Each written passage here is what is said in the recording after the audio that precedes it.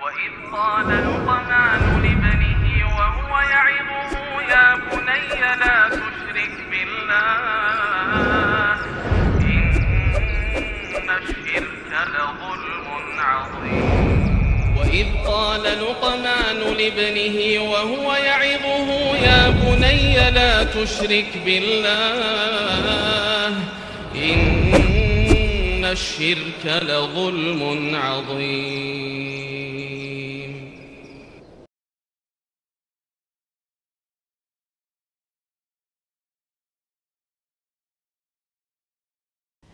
Selanjutnya ikhwah, pertanyaan berikutnya, hal yajuzu istikhdamul yatim fil hadar was safar? Apakah boleh memanfaatkan potensi anak yatim baik ketika dia sedang mukim maupun sedang safar? Artinya ya dia suruh anak yatim beginilah, begitulah, atau ya dia suruh nyapu lah, begitu.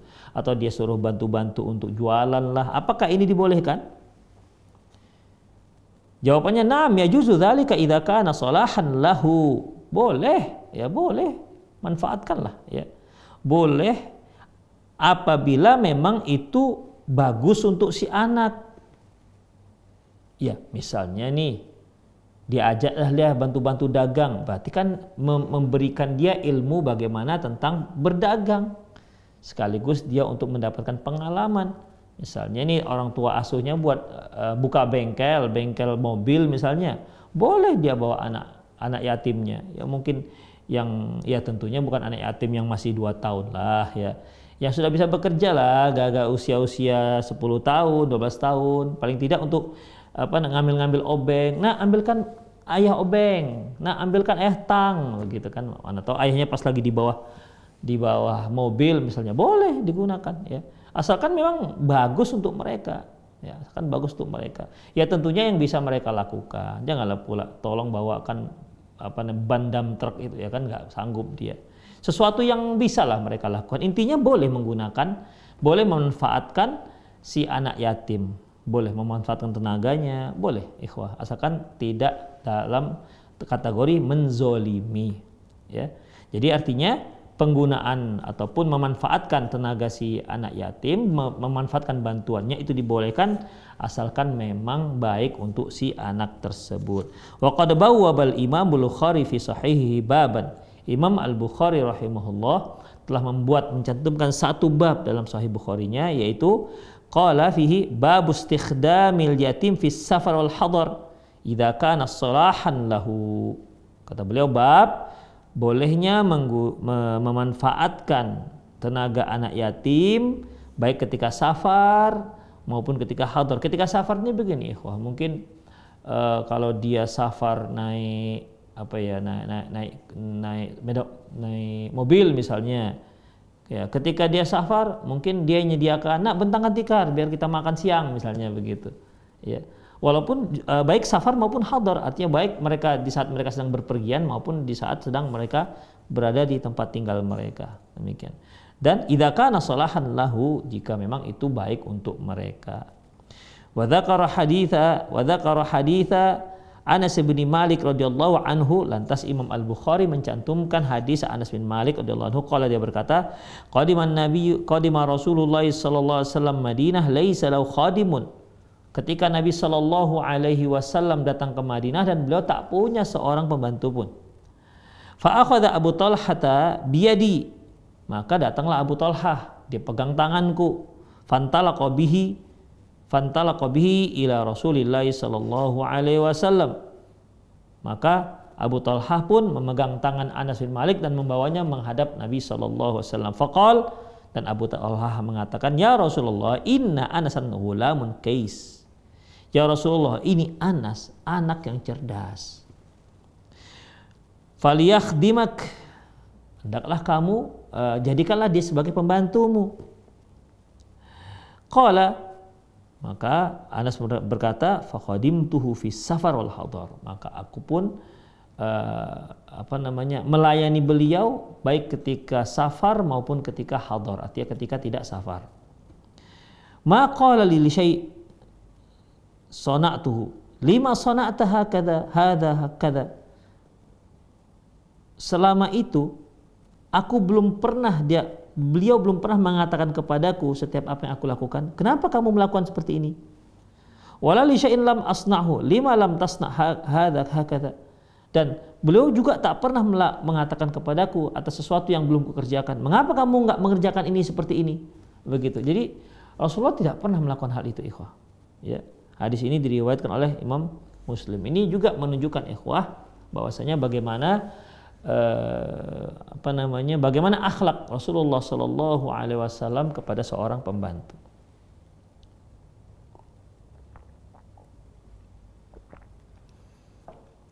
Di mana beliau tidak pernah memprotes atas pembantunya, insya Allah ya. Kalau kita ada pembantu, ini kok begini, ini kok begitu, Rasulullah tidak pernah mengatakan begitu. Ya, kalau Anas bin Malik melakukan sesuatu, telah mengerjakan sesuatu, beliau tak pernah mengatakan, kok kamu melakukan seperti ini? Nah, kalau Anas bin Malik radhiyallahu anhu belum melakukan sesuatu, belum mengerjakan sesuatu, beliau nggak pernah mengatakan, kenapa kamu belum juga melakukan? Begitu. Itulah pernyataan dari Anas bin Malik selama beliau membantu ataupun menjadi pembantu Rasulullah Sallallahu Alaihi Wasallam. Qala al-Hafiz, berkata Hafiz, wastashkala ba'dul jawazi dhalikal khidmah fa innahu yufdi ila anna al-yatima yashghulu bil khidmati 'anit ta'dib. Sebagian ulama menyatakan ini satu hal yang ada ganjalan, ada ganjalan, sedikit ganjalan kalau kita manfaatkan tenaga si anak yatim ini. Apa itu? Berarti dia nanti disibukkan dengan pekerjaan, padahal dia juga harus belajar bagaimana cara beradab yang baik. Demikian ikhwah.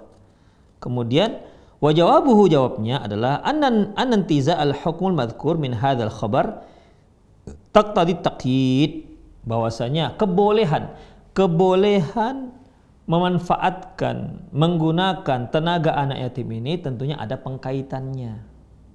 Bukan mutlak dibolehkan, bukan boleh kita pekerjakan dia kemudian terus begitu tanpa ada mendidiknya, tanpa ada pengarahan bagi kita, enggak begitu maksudnya. Jadi bagaimana ikhwah? Yaitu ayyakuna inda may yu'addibuhu wa yantafi' bi ta'dibihi.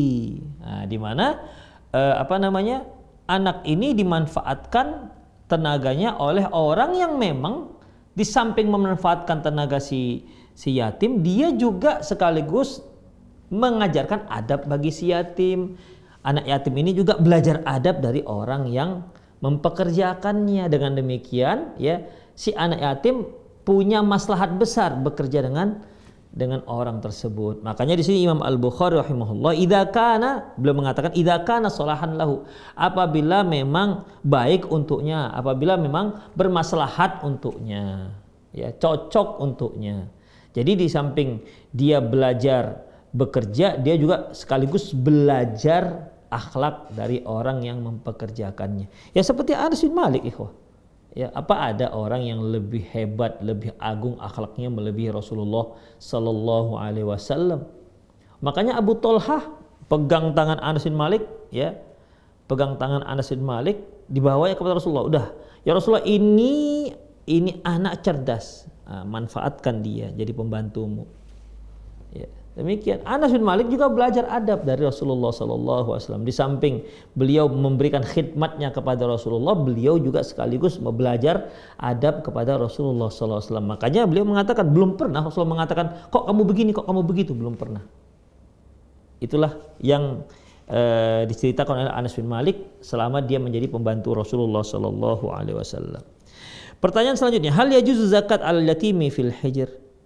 Apakah boleh seorang itu membayar zakat, memberikan zakatnya kepada anak yatim yang ada di rumahnya? Misalnya nih, saya nih, di rumah saya ada 3 anak yatim atau 1 anak yatim, ya. Sementara saya punya harta, sudah wajib dikeluarkan zakat. Boleh nggak saya mengeluarkan zakat saya ini kepada anak yatim ini? Demikian. Akhrajal Bukhari fi sahihi, Imam Al-Bukhari dalam kitab sahihnya mengatakan, bab zakat ala waladi zauj wa aitam fil hijr. Bab zakat, bolehnya berzakat kepada anak dari suami dan anak yatim yang ada di rumah. an Zainab imra'ati Abdullah bin Mas'ud radhiyallahu anhu. Dari Zainab, istrinya Abdullah bin Mas'ud radhiyallahu anhu, qalat, dia berkata, kuntu fil masjid fara'aitun nabiyya sallallahu alaihi wasallam faqala. Ketika aku di masjid, aku melihat Rasulullah sallallahu alaihi wasallam dan bersabda, tasaddaqna walau min hulikunna. Wahai kaum wanita, bersedekahlah walaupun dengan memberikan perhiasan kalian. Wa kanat Zainab tunfiqu ala Abdullah wa aitam fi hujriha. Dan Zainab ini dialah yang memberi nafkah kepada Abdullah dan anak-anak yatim yang ada di rumahnya. Demikian ikhwah. Ya, jadi Zainab ini orang kaya, ya, orang kaya. Allahu alam, apakah dia pedagang atau kita nggak tahu apakah dia dapat harta dari ayahnya. Intinya suaminya miskin, istrinya kaya. Dan istri memberi nafkah kepada Abdullah dan anak-anak yatim di rumahnya. Biasanya kan ini suami yang memberikan nafkah kepada istri, tapi kali ini ya, ini Zainab yang memberi nafkah kepada suaminya, yaitu Abdullah bin Mas'ud radhiyallahu anhu. Demikian ikhwah rahimanallahu wa iyyakum. Artinya begini ikhwah, dari sini bisa kita ambil suatu kesimpulan juga bahwasanya bukan nggak boleh seorang istri menafkahi suaminya, boleh, tapi ya tentunya tidak wajib. Itu dia. Kemudian faqalat li Abdullah, berkata istri Abdullah bin Mas'ud ini berkata kepada suaminya, sali Rasulullah SAW ayujzi'u anni an unfiqa alaika wa alaya aitami fi hujri minas sadaqah. Dia berkata kepada suaminya, cobalah bang, abang tanya, itu kalau bahasa kita ya, cobalah abang tanya bang, boleh nggak saya memberikan zakat saya kepada suami, kepada engkau yaitu suami, dan kepada anak-anak yatim yang ada di rumah kita. Qala, kata Abdullah bin Mas'ud, sali anti. Rasulullah SAW, kamu aja yang nanya, jangan aku. Fantalaqat ilan Nabi sallallahu alaihi wasallam. Akhirnya Zainab sendiri yang pergi ke rumah Nabi sallallahu alaihi wasallam. Fawajadtu imra'atan minal ansar 'alal babi hajatuha misla hajati. Dan di situ aku bertemu dengan seorang wanita dari orang Ansor di pintu Rasulullah sallallahu alaihi wasallam, dan ternyata keperluan dia persis seperti dengan keperluanku, sama dengan keperluanku. Famar alaina Bilalun. Saat seperti itu lewatlah Bilal. Fakulna, kami katakan kepada Bilal, salin Nabiya SAW ayujiziu anni an unfiqa ala zawji wa aitami li fi hujri. Ya Bilal, tolong tanyakan kepada Rasulullah, apakah boleh saya memberikan nafkah kepada suamiku dan anak-anak yatim yang ada di rumahku. Maksud nafkah di sini yaitu boleh nggak saya mengeluarkan zakat, dan saya boleh nggak saya memberikan zakat, harta zakat saya kepada suami saya dan anak-anak yatim yang ada di rumah saya. Demikian ikhwah. Wa qulna, kami katakan kepada Bilal, la tukhbir bina. Tapi ingat ya, jangan bilang tentang kami. Tanya aja, ada dua orang wanita bertanya begini ya Rasulullah, jangan sebutkan kami siapa. Jadi Bilal ini tahu Zainab ini siapa. Ya.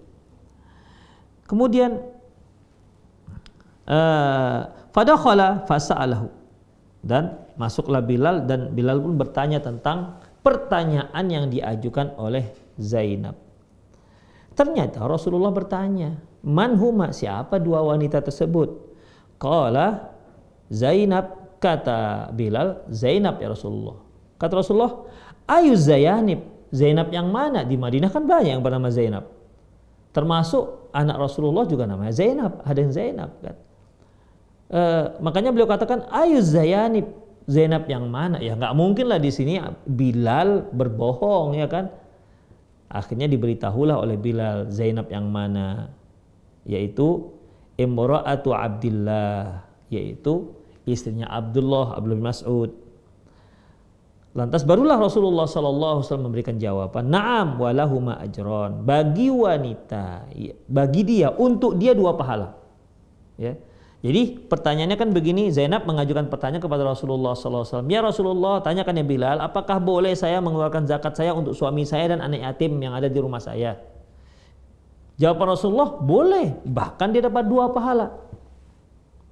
Ajrul qarabah wa ajrul sedekah, yaitu pahala kerabat dan pahala sedekah, pahala zakat. Demikian. Berarti kan lebih utama, ikhwah. Ya, lebih utama. Makanya kalau ada para istri di mana suaminya miskin sementara istrinya Masya Allah tajir melintir misalnya kan, uangnya banyak, suaminya kesulitan. Jadi gimana? Boleh dia mengeluarkan zakat untuk suaminya. Dihitung-hitung satu nisabnya, dihitung 1 haulnya, diserahkan kepada suaminya. Bang, ini zakat saya untuk abang. Kau lihat abang miskin kali sepertinya. Begitu kira-kira. Kasih, boleh kan suaminya. Mengapa boleh, ikhwah? Karena kan istri tidak berkewajiban memberi nafkah kepada suami. Tapi suami nggak boleh berzakat kepada istrinya. Nggak boleh. Ya, tidak boleh. Berdosa sang suami kalau membiarkan istrinya lapar, terlantar. Karena istri itu di bawah tanggung jawab sang suami. Tapi kalau istri boleh menzakati, memberikan zakat kepada suaminya, dan boleh juga memberi zakat kepada anaknya. Sebagaimana yang telah kita bahas masalah nafkah, anak itu para ibu tidak wajib memberikan nafkah kepada anaknya. Anak ini sudah dinafkahi oleh ayahnya.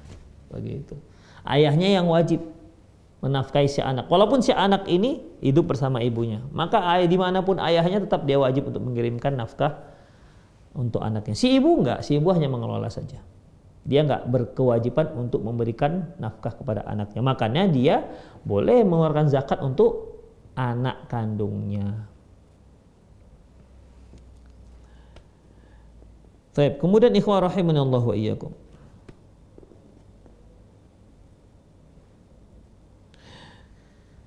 Selanjutnya ikhwah,